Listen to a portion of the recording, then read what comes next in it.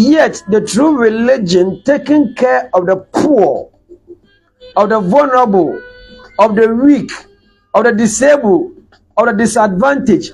These are what I call vulnerables. These are the weak who, by the virtue of their position, are not well privileged and they cannot do things for themselves. But people who should use their position to help them are rather inflicting pains on them, taking advantage of them. And it pains the heart of some of us. If some of us have come a little bit this far, it's by the grace of God and the effort of some people, especially my daddy Sangoma, who by the grace of God picks some of us up and sponsors us onto this level. Mama Elfrida of a blessed memory in the New York picks some of us and bless us onto this level. And my beloved brother Ajuma. But unfortunately, there are so many people who are religious. They read the Bible, they read the Quran, they said they are serving God. And I cannot tell the kind of God they are serving. Because true service to God is not to take advantage of the poor and the vulnerable. It's to help them, it's to lift them, it's to give them hope. It's to put a smile in their face. It's to give them hope that there's something to live for. It's to give them something to smile and to be happy about. But unfortunately, we take advantage of people who are poor, who are vulnerable, who are weak in society. And yet to us, we are still serving God. I'm reading from Matthew chapter 25, from verse 35 to 36 going. It says, "For I was an hungered, and he gave me meat. I was thirsty, and he gave me drink. I was a stranger, and he took me in. Naked because I did not have my dress tattered and weak dresses, and he clothed me. I was sick, and he visited me. I was in prison, and he came unto me." Now the Bible had outlined those who are vulnerable, the sick, the hungry, the one at the hospital, the imprisoned, the disabled, and what have you. And verse 37, "Then shall the righteous answer him, saying, Lord, when saw we thee an hungered, and fed thee, thirsty, and gave thee drink?" Look at this. "And when saw we thee stranger, and took thee in, naked, and clothed thee? And when saw thee we sick, and in prison, and came unto thee to visit?" And the king answered and said unto them, "Verily I say unto you, inasmuch as ye have done it unto one of the least of these my brethren, ye have done it unto me." As long as you have done it to the least of these my brethren, those who are underprivileged, those who are not have any helpers, those who cannot take care of themselves, as long as you never take advantage of them, but you rather help them, then it says that you have done it unto me. For God bless you, Brother Francis Alpha. God bless you. Now, many religious people, all that they care is to pray. All that they care is to speak on unknown language. All that they care is to give to the church. That is good. But what about the vulnerables? What about the weak? What about those who are disadvantaged in society? Some people, they are not helping them. But aside not helping them, they are rather taking advantage of them. It is not godly. Many religious people, many people who are politicians, they say they go to church, they go to mosque, yet they take advantage of the poor for their personal reason, to enrich themselves.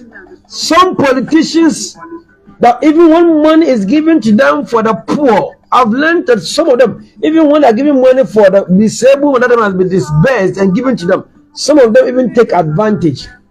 How wicked is the world becoming?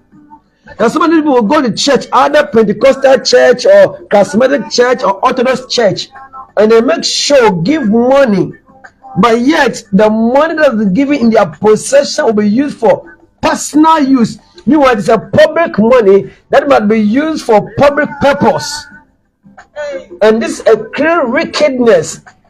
And I sometimes wonder, sometimes I was asking myself, these people, are they aware there is death?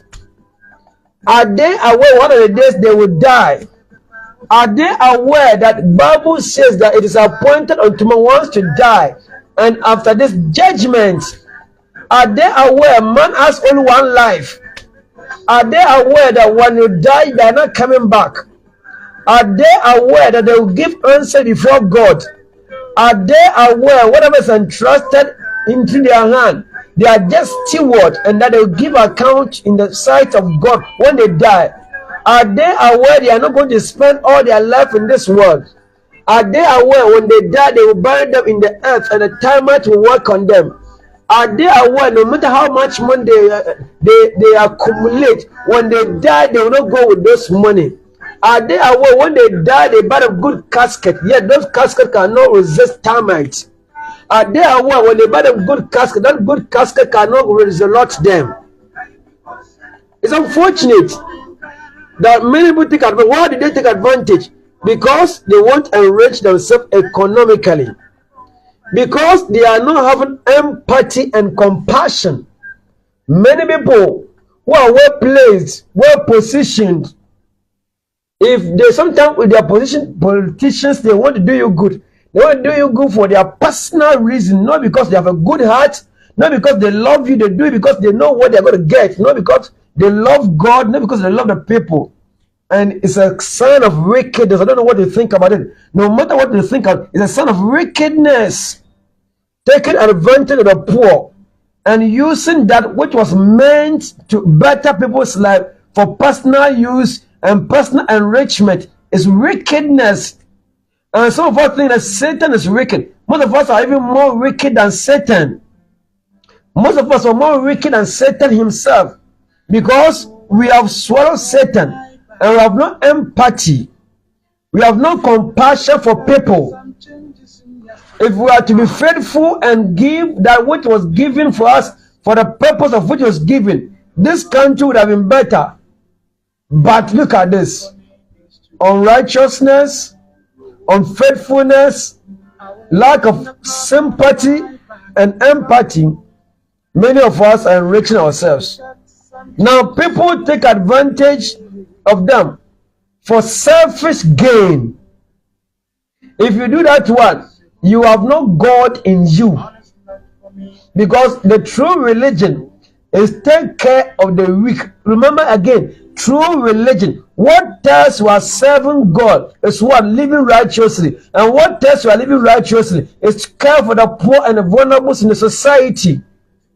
Do you care for the poor? Do you care for vulnerables in the society? Do you care for the weak? Do you care for the disabled? Do you care for the disadvantaged in society? And the little that they even have, you take advantage of them.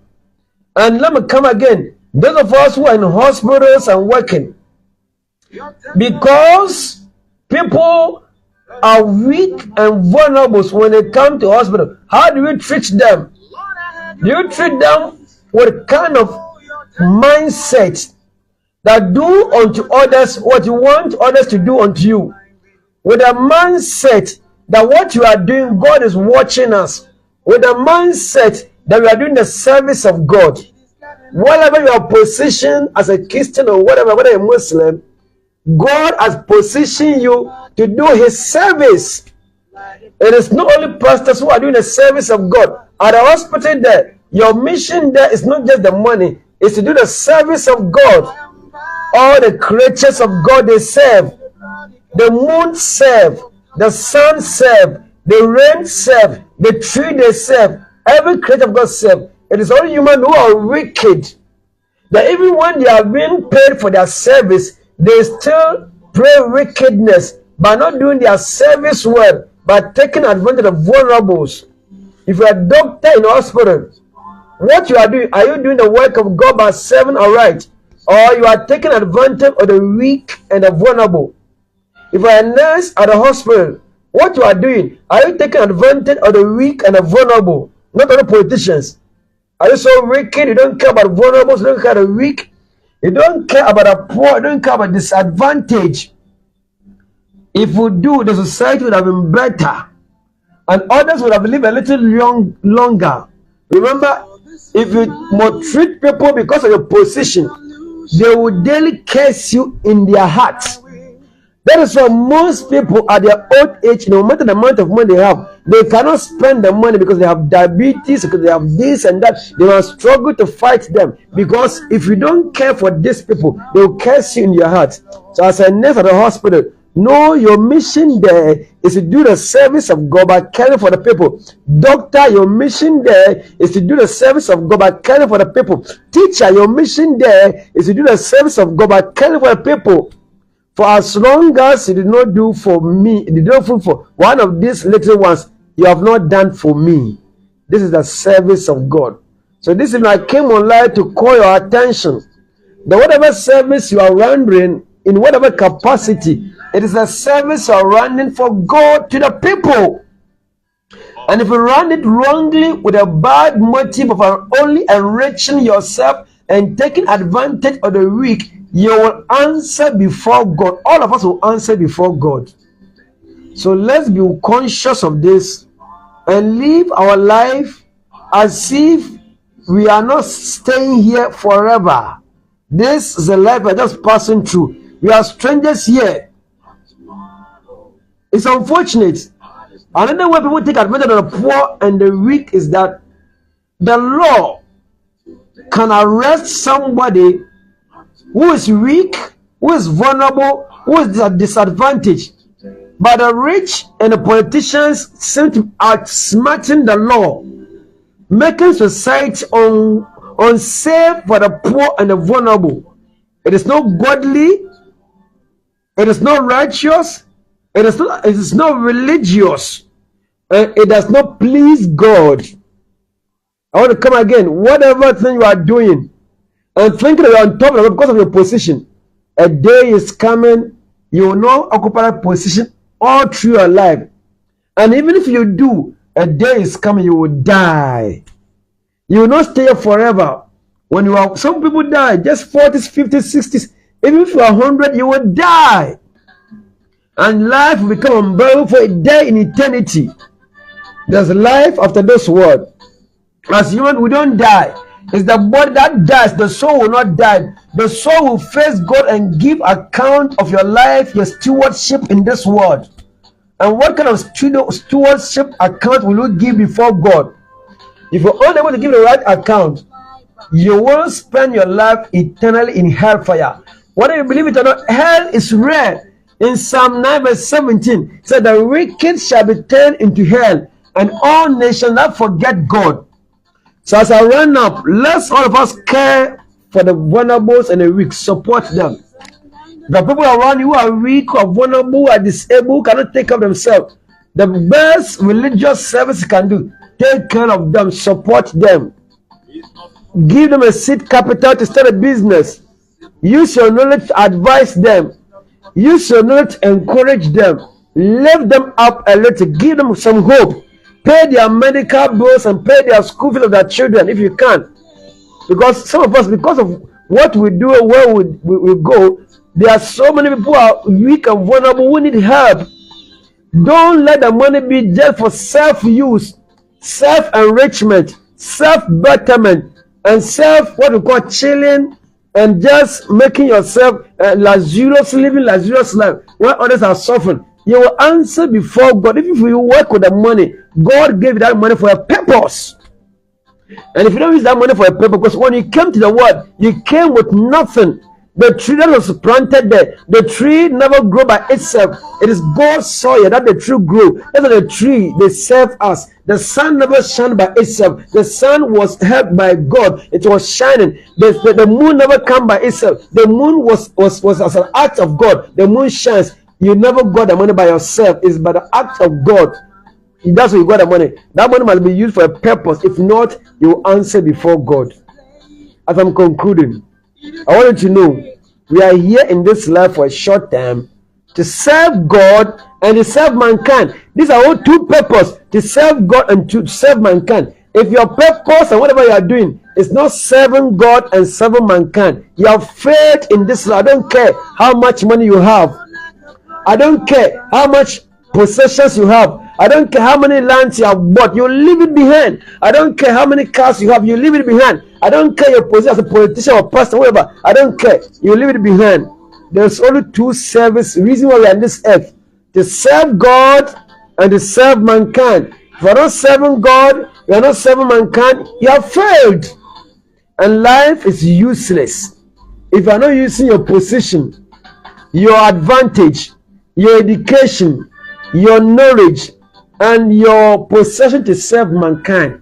You are useless in this life. There's no use of you. May God bless you. May God enlighten you. May God give you vision. May God give you a dream. May God put something in your heart that while you are alive, not only for your family, do something for the weak, the vulnerables. Don't take advantage of them. Because when they cry, God hears it, and God will punish you for taking advantage of the weak and the vulnerable in whatever way. I speak to you because God put it in my heart to say unto you, and I hope you will listen. Let's share this video, please. Brother Francis, God bless you. I'm happy you are here. God bless you. I love you so much, my brother. May God bless you and have His countenance shine upon you.